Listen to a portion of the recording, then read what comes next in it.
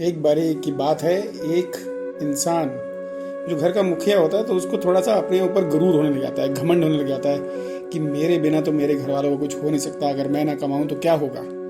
तो एक दिन वो अपने दुकान का कुछ सामान देने के लिए किसी के घर गया होता है और वहाँ पर एक पाठ चल रहा था। वहाँ गुरुजी अपने विचार प्रकट कर रहे होते हैं, तो उसके कान में बात पड़ती है कि सब कुछ यहीं रह जाना है और कोई किसी का कुछ नहीं करता, सब अपने ही किस्मत का खाते हैं। तो जितना आपकी किस्मत में है उससे ज़्यादा और उससे पहले आपको नहीं मिलेगा। और अपने आप को इतना बड़ा मत समझो कि तुम्हें लगने लग जाए कि तुम्हारे बिना ये संसार नहीं चलेगा। ये सुन के उसके कान खड़े हो जाते हैं और वो अंदर चला जाता है। जब सत्संग खत्म हो जाता है तो वो गुरुजी से पूछता है कि गुरुजी ऐसा नहीं हो सकता, अगर मैं अपने घर का लालन पोषण ना करूं तो मेरे घर वाले तो कहाँ जाएंगे, वो तो कहीं के नहीं रहेंगे, 2 दिन जिंदा नहीं रह सकते वो मेरे बिना। अगर मुझे कुछ हो जाए, भगवान ना करे, तो मेरे घर वालों का लालन पालन कैसे होगा। तो गुरुजी उसको बोलते हैं कि भाई ऐसी बात है तो तू एक काम कर, 1 महीना तू मेरे पास रहे और देखते हैं कि 1 महीने में तेरे घर वालों का क्या होता है। तो वो गुरुजी की बात मान जाता है और गुरुजी के साथ वहां पर उनकी सेवा करने लगता है। महीना गुजरता है और गुरुजी उसको छोड़ देते हैं और वह अपने घर की तरफ निकलता है। अब देखता क्या है कि जहां उसका मकान था वहां एक बड़ी सी हवेली बनी हुई है और उसके दिमाग में तुरंत ठनकता है, यार मेरे बच्चे, मेरी बीवी सारे मारे गए होंगे, मेरे बिना उनको कोई पूछने वाला नहीं होगा, लोगों ने सब कुछ उनसे छीन लिया होगा या उनको घर बेच के अपने निर्वाह के लिए कहीं निकलना पड़ा होगा। पर वो ये देखना चाहता था कि घर पे है कौन। तो वो दरवाज़ा खटखटाता है तो अंदर से उसकी बीवी निकलती है।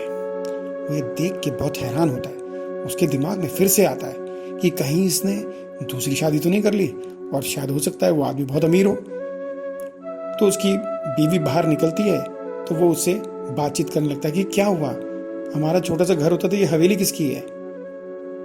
तो वह उसको सारी गाथा बताती है। कहती तुम तो बिना बताए यहाँ से चले गए थे, तो गांव वालों ने हमारी बहुत हेल्प करी, हमारे छोटे बेटे को जमींदार ने अपने यहाँ पर काम दे दिया और धीरे धीरे उसने उस जमींदार से काम सीख कर अपना काम शुरू कर लिया और आज हमारे पास ये सब कुछ है और अब हमें तुम्हारी भी ज़रूरत नहीं है, तुम जहाँ थे वहीं चले जाओ, हम तुम्हारे बिना बहुत खुश हैं। और वो अपना दरवाज़ा बंद कर देती है।